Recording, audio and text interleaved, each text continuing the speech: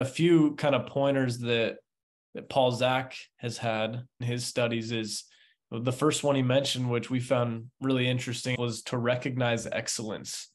Anytime you see somebody doing something, whether they're living a core value, they're going above and beyond kind of the call of duty, he says that you need to recognize them quickly. So don't wait a week, don't wait 2 weeks, do it right then. Do it in a public way so that everyone else can see what excellence looks like, and it raises the bar across the organization. And to make sure that it's like unexpected too. You don't want them to like expect something every time they do their job or they go above and beyond, right? You want them to do it for the purpose of helping the team, but making sure that you notice that and highlight that is really important. So that's the recognition piece is one area you can build a lot of trust in the organization.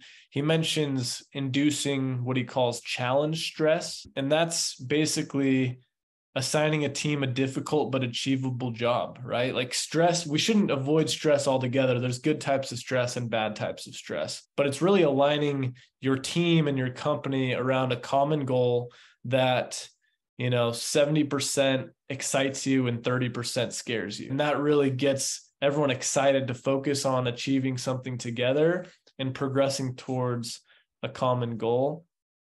Another one was like giving people autonomy, right? That one seems the most obvious to me when it comes to trust. Don't micromanage them. Give them the tools and the resources they need, but then get out of their way and let them execute, and check in with them regularly to make sure that they don't have any type of blockers or anything like that. Another one was to share information broadly. So I think of transparency with this, especially in uncertain economic times that we're in right now. I'm in shock. I talk to friends all the time and they have no idea like where their company is at from like a health perspective.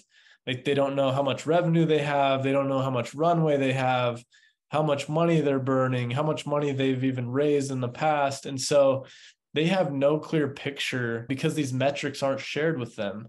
And that can definitely cause a lot of stress and uncertainty. And I know it would for me, and I know it is for a lot of the friends that I've been talking to. So being really transparent with everyone on how the business is doing and what are the metrics that we're chasing together is a really good way to establish trust. So it's not just this hush hush thing that only the leadership team has access to. Another one was like facilitating personal growth and professional growth. For us, we call that elevation. As far as like internally, we have our create framework around culture, and the last E is for elevation. And how do we develop our people? How do we help them grow? How can we create like clear promotional paths for everyone, and then give them other types of resources to go out and become better and to upskill? The last one here was being intentional about building relationships. So how can we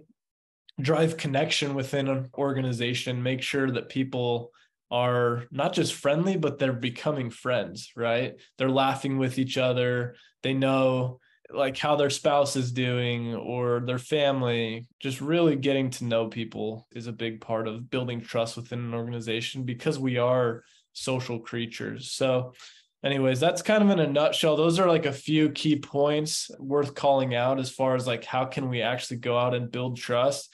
There is like a pathway to doing it. We just need to break down what trust means and how we can start implementing these different elements of trust throughout the organization.